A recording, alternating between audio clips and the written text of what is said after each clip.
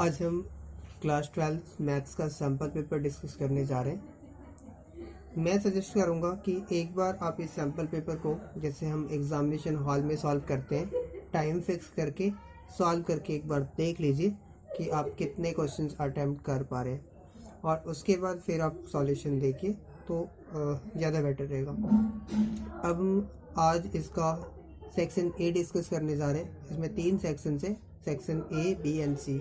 तो आज हम सेक्शन ए डिस्कस करने जा रहे हैं। इसका क्वेश्चन नंबर 1, इसमें 2 चॉइसेस गिवन है। जब कभी भी 2 चॉइसेस गिवन होता है तो मैं सजेस्ट करूँगा कि आप आसान वाला क्वेश्चन अटैम्प्ट करना, बिकॉज दोनों के वेटेज तो सेम ही होते हैं। तो दिखाने के लिए ऐसा नहीं कि आप टफ क्वेश्चन सेलेक्ट कर ले रहे हो और फिर सॉल्व नहीं कर पा रहे।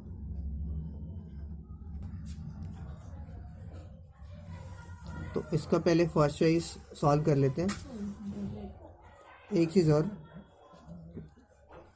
वाले क्वेश्चन में आप जो भी चॉइस सेलेक्ट करते हो तो वो प्रॉपरली मेंशन कर देना। जैसे इसका हम अगर फर्स्ट चॉइस सॉल्व करें तो यहाँ पे लिख देना होता है first choice.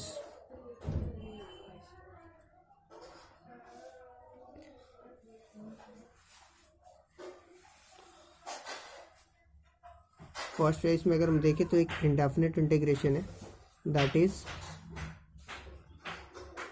log x upon 1 plus log x का whole square with respect to x। इसके कई मेथड्स हो सकते हैं। मैं इसे सब्स्टिट्यूशन से सॉल्व कर रहा हूँ, मेथड ऑफ सब्स्टिट्यूशन। तो इसमें आप log x को t मान सकते हो। सब्स्टिट्यूशन में क्या करते हैं, हम एक वेरिएबल को दूसरे वेरिएबल में कन्वर्ट करते हैं। तो यहाँ पे let log x is t, हमने x को t में कन्वर्ट किया। तो बाकी जितने भी टर्म्स हैं इस इंडेफिनिट इंटीग्रेशन में, जितने भी टर्म्स x के साथ हैं उन सबको t में कन्वर्ट करना है। तो यहाँ पे आप देख रहे होगे कि log x को तो हमने t मान लिया, तो ये तो t बन गया। नीचे भी 1 प्लस टी का होल स्क्वायर आ जाएगा। ये क्या बन जाएगा, 1 प्लस टी का होल स्क्वायर। अब हमें dx को dt में कन्वर्ट करना है। इसके लिए हम बोथ साइड्स डिफरेंशिएट करेंगे। नाउ डिफरेंशिएटिंग बोथ साइड्स,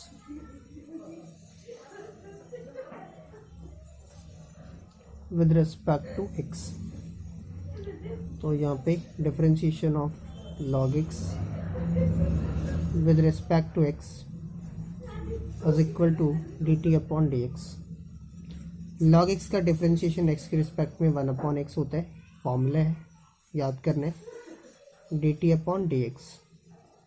जहाँ से dx इज क्रॉस मल्टीप्लिकेशन कर सकते हो, तो dx इज x dt। अब जब हमने dx को dt में कन्वर्ट किया तो यहाँ पे x आ गया। x नहीं आना चाहिए, बिकॉज हमने करना क्या है, x को t में कन्वर्ट करना है। तो x की जगह पे फिर हमें सोचना पड़ेगा कि t के टर्म्स में हम क्या लिख सकते हैं। तो यहाँ पे जब अपने log x को t माना हुआ है तो यहाँ से आप कह सकते हो कि x is e raise to power t। Now finally dx is e raise to power t dt। इस इंटीग्रेशन को अगर हम i मान लेते हैं, now i is equal to log x की जगह पे t एंड dx की जगह पे e raise to power t dt upon 1 plus log x की जगह पे 1 प्लस टी का, यहाँ पे स्क्वायर है तो 1 प्लस टी का होल स्क्वायर, 1 प्लस टी का होल स्क्वायर। अब जैसे इंडेफिनिट इंटीग्रेशन में e raise to power t आ जाते हैं तो एक फॉर्मूला याद आना चाहिए। कौन सा formula, e raise to power x ले लेते हैं, e raise to power x f of x plus f dash x।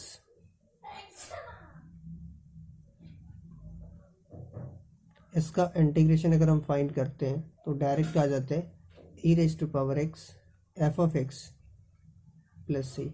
यहाँ पे एफ ऑफ एक्स कोई भी फंक्शन है और एफ डैश एक्स उसका डिफ्रेंशिएशन है। तो यहाँ पे भी हम इस फॉर्मेट में कन्वर्ट करने की कोशिश कर रहे हैं। तो करना क्या है, हमें सबसे पहले ई रेज टू पावर टी को अलग कर लेना है।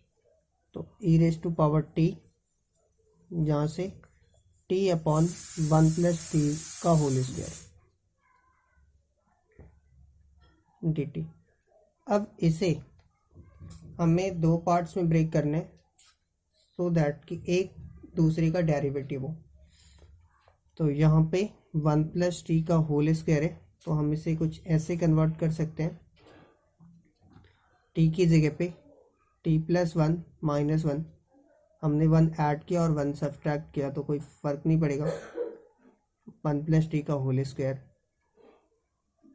dt। अब आप इसे अलग अलग कर सकते हो। ई रेज टू पावर टी, एक बार टी + 1 अपॉन 1 + टी का होल स्क्वायर,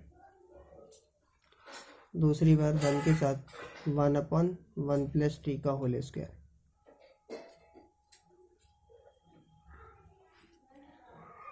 यहाँ से t + 1 की पावर 1 है, ऊपर नीचे 2, तो अगर हम कट कर दें तो finally it is 1 upon 1 + T minus, या फिर ऐसा करते हैं प्लस ले लेते हैं और यहाँ पे -1 अपॉन 1 + टी का होल स्क्वायर dt। अब पहले वाले को अगर आप फंक्शन मान लेते हो तो सेकंड उसका डेरिवेटिव है। कैसे चेक कर लेते हैं। Let F of T is 1 upon 1 + T, ना उसका डेरिवेटिव एफ डैश टी, तो ये क्या आ जाएगा, it is T + 1 raise to power -1, यहाँ पे -1 टी + 1 की पावर -1 -1, तो finally it is -1 into T + 1 raise to power -2, finally it is -1 upon 1 + T raise to power 2। तो ये सेकंड डेरिवेटिव है। Now I is E raise to power T, 1 upon 1 + T की जगह पे एफ ऑफ टी पुट कर सकते हैं and then plus F dash T dt। तो finally it is E raise to power T F of T plus C, and T की value put करना है। टी हमने किसे माना था, log x को, टी इज log x, तो टी की जगह पे log x पुट करना है। E raise to power log x, उसके बाद एफ ऑफ टी की जगह पे क्या दिया हुआ है, 1 upon 1 + T, 1 upon 1 + T plus C. E raise to power log x is x, 1 upon 1 plus again T की जगह पे क्या पुट करेंगे, log x प्लस सी, तो finally it is x upon 1 + log x plus C. अब हम question number 1 का second choice solve करने जा रहे हैं।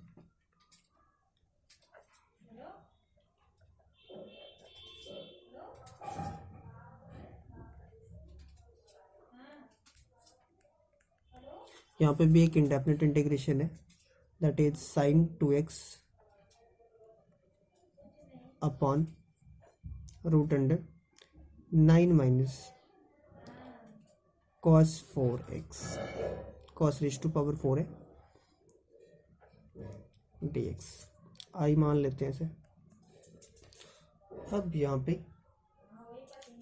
अगर आप रूट, सबसे पहले अगर सब्स्टिट्यूशन मेथड में कोई भी टर्म रूट में आता है तो आप उसे रूट के अंदर में जो भी वैल्यू होता है उसको आप टी से सब्स्टिट्यूट करके सॉल्व करने की कोशिश करना।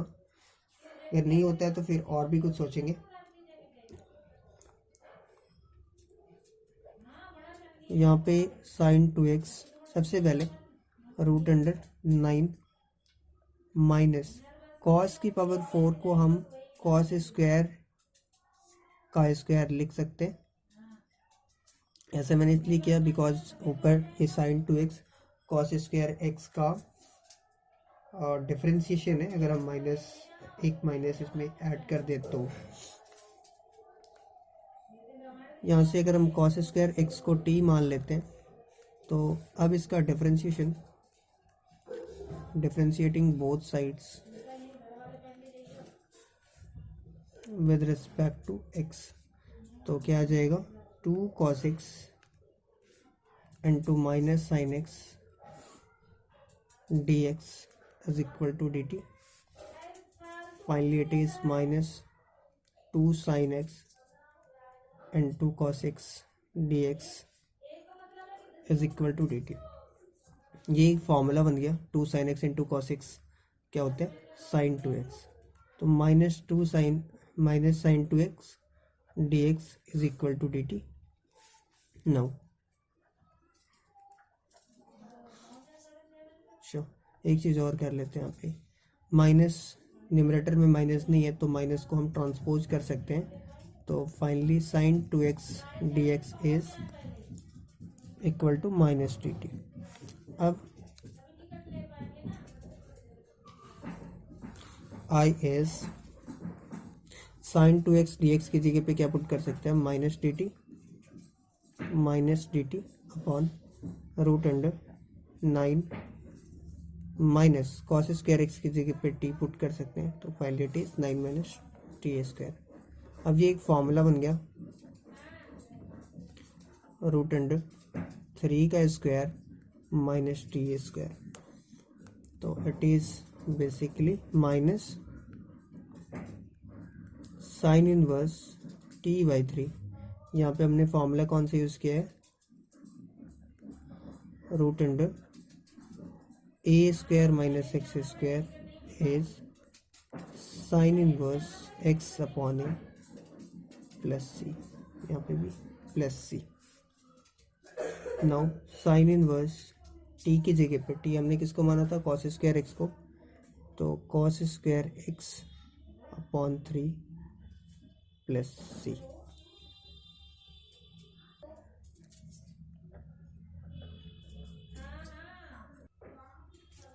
Question number 3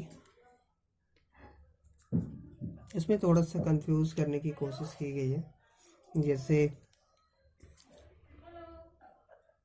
dy upon D x का क्या मतलब होता है जब आप y को x के रिस्पेक्ट में डिफ्रेंशिएट करते हो. जब आप y को x के रिस्पेक्ट में डिफ्रेंशिएट करते हो तो उसको आप dy अपॉन डी एक्स लिख देते हो. वैसे ही अगर हमें dy अपॉन डी एक्स को अगेन डिफ्रेंशिएट करना है x के रिस्पेक्ट में तो हम कैसे लिखेंगे differentiation of dy upon dx with respect to x so finally it is d2y upon dx square. Question number ये क्वेश्चन नंबर 2 ही है सेकंड चॉइस था. तो यहाँ पे dx स्क्वायर इस क्वेश्चन में बताया जा रहा है जैसे dy अपॉन dx का x के रिस्पेक्ट में फिर से डेरिवेटिव ये 5 दिया हुआ तो इसकी जगह पे हम क्या सिंबल यूज़ कर सकते हैं d2y upon D x square. ये 5 दिया हुआ. अब हमसे इसका ऑर्डर पूछा जा रहा है तो ऑर्डर क्या होता है order of the highest derivative involve in a differential equation. तो यहाँ पे हाईएस्ट ऑर्डर क्या है 2. सेकेंड ऑर्डर डेरिवेटिव इन्वॉल्व है तो इसका ऑर्डर क्या हो जाएगा 2.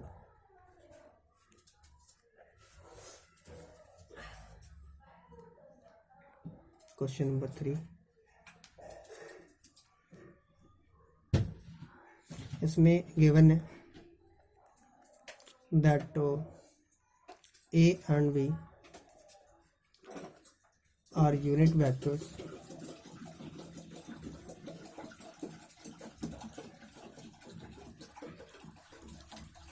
and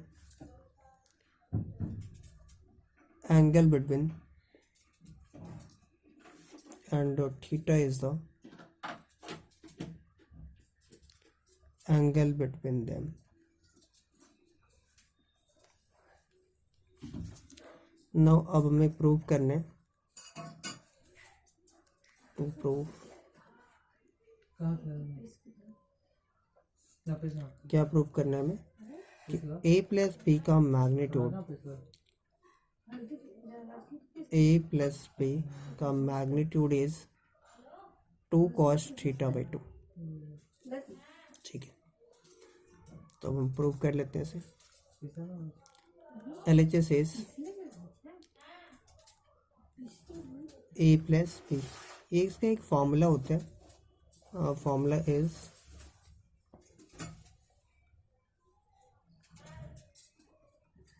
a का स्क्वायर b का स्क्वायर, यहाँ पे मैग्नीट्यूड है, a के मैग्नीट्यूड का स्क्वायर प्लस b के मैग्नीट्यूड का square plus 2ab magnitude b का magnitude into cos theta, cos theta.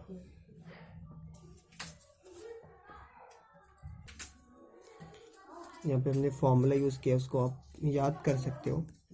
That is a plus b का magnitude is equal to a के मैग्नीट्यूड का स्क्वायर प्लस b के magnitude का square plus 2 into magnitude of a to magnitude of b into cos theta, where theta is angle between vector A and vector B. तो इसे आप as a formula याद कर सकते हो।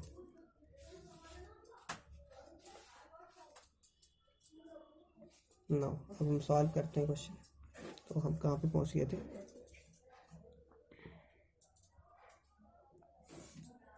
एक बार फिर से लिख दे रहा हूँ।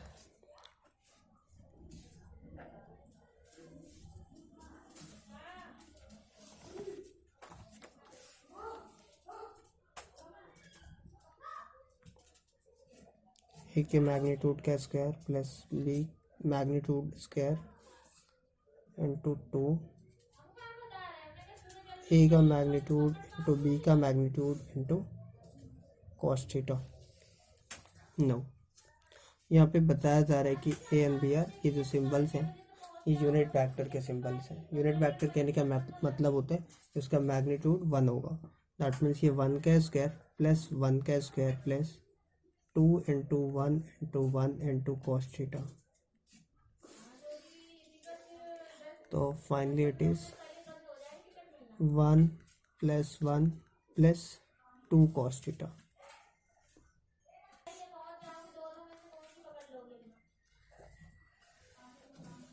Now it is 2 plus 2 cos theta. अब यहाँ से अगर हम 2 कॉमन ले लें तो ये आ जाएगा 1 plus cos theta.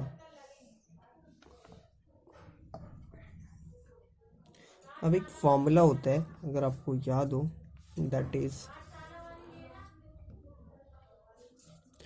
1 plus cos 2 theta is equal to 2 cos square theta. यहाँ पे क्या करना होता है, 2 थीटा एंगल है, उसको आपको हाफ कर देना होता है। 2 थीटा की जगह पे थीटा कर देना। तो वैसे ही यहाँ पे थीटा की जगह पे क्या करना होगा, हाफ करना होता है एंगल को। तो थीटा की जगह पे थीटा बाई 2, फाइनली 2 इंटू 2 12 जाएगा 2 and cos square theta by 2। तो finally it is mode cos theta by 2। अब थीटा के यहाँ पे 2 वेक्टर्स के बीच का एंगल है, तो थीटा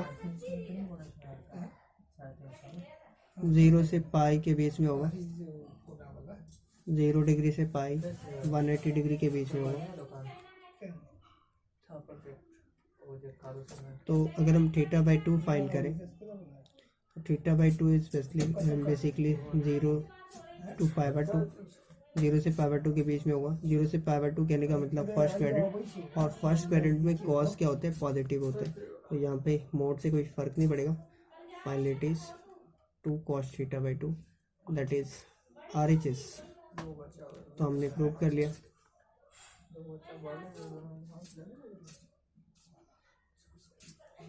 ठीक है, नाउ क्वेश्चन नंबर 4। यहाँ पे एक स्ट्रेट लाइन की बात की जा रही है। तो स्ट्रेट लाइन का स्टैंडर्ड फॉर्म आपको याद होना चाहिए। Equation of a straight line in standard form क्या होता है, x minus x1 upon a is equal to y minus y1 upon b is equal to z minus z1 upon c। यहाँ पे जैसे कोई भी लाइन है तो x1 y1 z1 इस पे किसी पॉइंट का कोऑर्डिनेट होगा। x1 y1 z1 is coordinates of a given point on the line, and ABC are direction ratios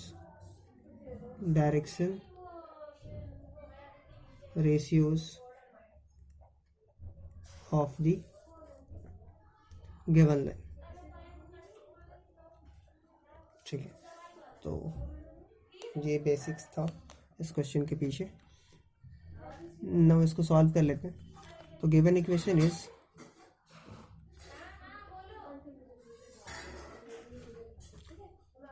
three minus X upon minus one is equal to 2y minus one upon minus two is equal to z upon 4। और इसे हमें standard form में convert करें तो आप इसमें -1 से ऊपर नीचे इंटू कर सकते हो। तो क्या बन जाएगा, x माइनस 3 अपॉन 1। यहाँ पे आप 2 से डिवाइड कर सकते हो न्यूमरेटर एंड डिनोमिनेटर दोनों को। तो finally it is y minus half upon minus 1 is equal to z minus 0 upon 4। Now direction ratios of the given line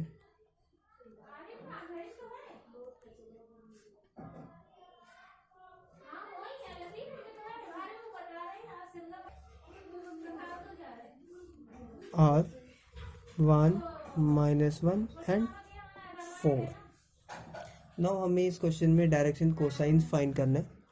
तो डायरेक्शन कोसाइंस का फॉर्मूला, जब हमें डायरेक्शन रेशियोज मालूम हो क्या होते हैं एक बार देख लेते हैं।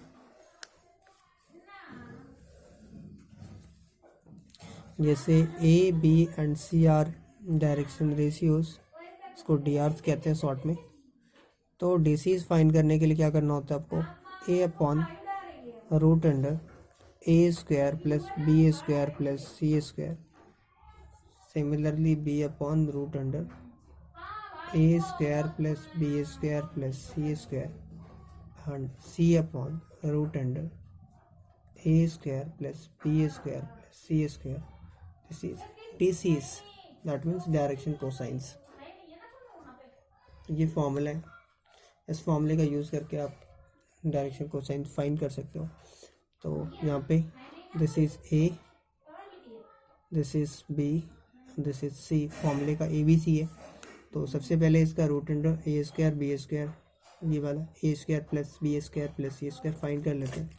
तो A square plus B square plus C square is 1 का स्क्वायर प्लस माइनस 1 का स्क्वायर प्लस 4 का स्क्वायर।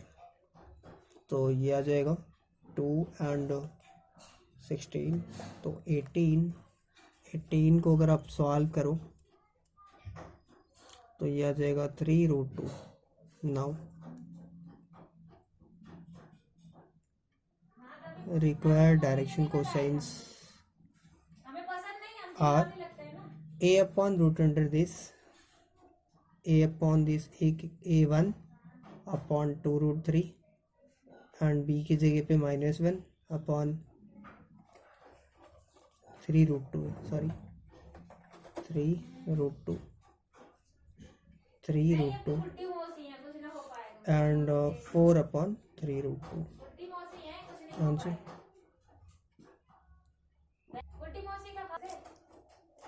अब यहाँ से चाहो तो रेशनलाइज कर सकते हो, अदरवाइज यहाँ पे भी छोड़ सकते हो। Now question number 5।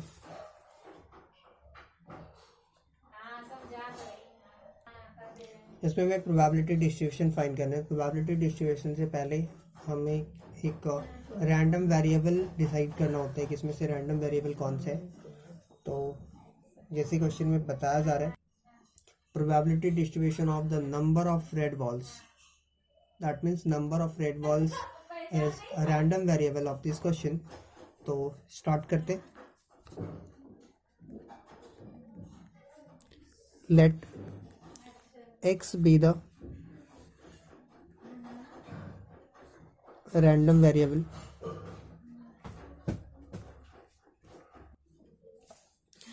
defined as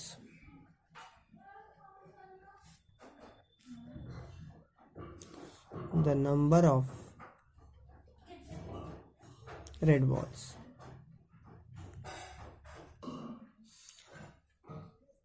अब क्वेश्चन में गिवन है we have only 1 red ball. तो अगर हम नंबर ऑफ रेड बॉल्स की बात करें, जब हम इसमें से 2 बॉल्स निकालेंगे तो उसमें नंबर ऑफ रेड बॉल्स क्या क्या हो सकता है। या तो एक भी नहीं आएगा या फिर एक रेड बॉल है वो आ जाएगा। That means number of red balls, possible number of red balls is 0 and 1। तो x की पॉसिबिलिटीज़ की बात करें तो x की पॉसिबिलिटीज़ क्या क्या है, 0 and 1। अब हमें इन दोनों का प्रोबेबिलिटी फाइंड कर देना है, करस्पॉन्डिंग प्रोबेबिलिटी। तो इसी को हम कहते हैं प्रोबेबिलिटी डिस्ट्रीब्यूशन।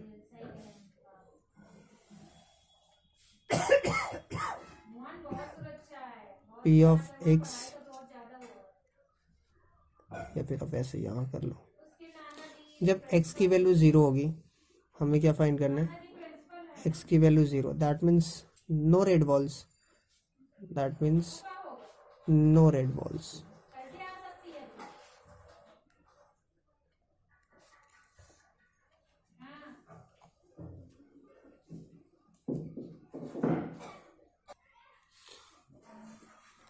एक भी रेड बॉल नहीं आ रहा, दैट मीन्स हमें 2 बॉल्स बाहर निकाल लें। तो first ball is white, red नहीं लेना, and second ball is also white. Now अब यहाँ पे एंड का कंसेप्ट है, दैट मीन्स हमें इनटू करना है। यहाँ पे आपको 2 बातें ध्यान रखनी होती है। एंड के लिए इनटू करना होता है, मल्टीप्लाई करना होता है, और के लिए आपको प्लस करना होता है। तो फर्स्ट बॉल इज़ वाइट। अगर हम फर्स्ट बॉल इज़ वाइट की प्रोबेबिलिटी फाइंड करें तो यहाँ पे 1 रेड बॉल है और 3 वाइट बॉल्स हैं। तो इसमें फर्स्ट बॉल वाइट आने की प्रोबेबिलिटी क्या होगी, 3 upon total number of balls. 3 किसके लिए, number of white balls, number of white balls upon में टोटल नंबर ऑफ बॉल्स। तो टोटल नंबर ऑफ बॉल्स कितने, 1 रेड बॉल है and 3 white balls, that means there are 4 balls. तो 3/4 and है तो into करना है आपको, और सेकंड बॉल इज वाइट। अब हमारे पास जब हम दूसरा बॉल निकाल रहे होंगे, रिप्लेस नहीं करना, तो पहले टोटल नंबर ऑफ बॉल्स कितना था, 3 और 1 4। ना जब हमने एक बॉल इसमें से बाहर निकाल दिया तो अब हमारे पास कितने बॉल्स बचे हुए, 3 balls. And number of white balls, क्योंकि हमने फर्स्ट वाले में वाइट बॉल बाहर निकाला है तो वाइट बॉल का नंबर भी कम हो जाएगा। पहले 3 वाइट बॉल था, अब कितना होगा, अब हमारे पास 2 वाइट बॉल्स बचे हुए हैं। तो 2/3 सेकेंड बॉल इज वाइट के लिए। अब इसको सॉल्व कर सकते हो, 3 कट गया, 4 से 1/2। तो in this case probability is 1/2। अब 1 के लिए, जब हमारे पास 1 रेड बॉल हो तो probability when x is one. One कहने का मतलब one red ball, one red ball, one red ball है। तो अब हमारे पास अगेन दो चॉइस है, या तो पहले जैसे हम दो बॉल उसमें से बाहर निकालेंगे तो पहला बॉल रेड बॉल हो या फिर दूसरा बॉल रेड बॉल हो। तो प्रोबेबिलिटी यहाँ पे फर्स्ट बॉल इज रेड। जब फर्स्ट बॉल रेड होगा तो सेकंड को वाइट होना पड़ेगा, क्योंकि एक ही बॉल है, तो सेकंड एक ही रेड बॉल है सॉरी, तो सेकंड बॉल इज वाइट। या फिर first ball is white and second ball is red, because एक रेड बॉल की प्रोबेबिलिटी फाइंड कर रहे हैं तो एक रेड बॉल तो आना ही चाहिए। यहाँ से अब जब कभी भी एंड है, एंड के जगह पे हमें N2 अप्लाई करना है और के जगह पे प्लस, तो प्रोबेबिलिटी ना लिखी डायरेक्ट कर ले रहा हूँ। फर्स्ट बॉल इज रेड, तो पहले बॉल की रेड आने की प्रोबेबिलिटी कितनी है, number of red ball 1 upon total number of balls, तो 4 into second ball is white, second ball तो नंबर ऑफ वाइट बॉल्स कितने बचे हुए हैं सेकंड के लिए 3 upon total number of balls कितने बचे हुए हैं 4 थे पहले, एक तो आपने निकाल लिया, तो अब कितने बचे 3 और है तो प्लस करना है।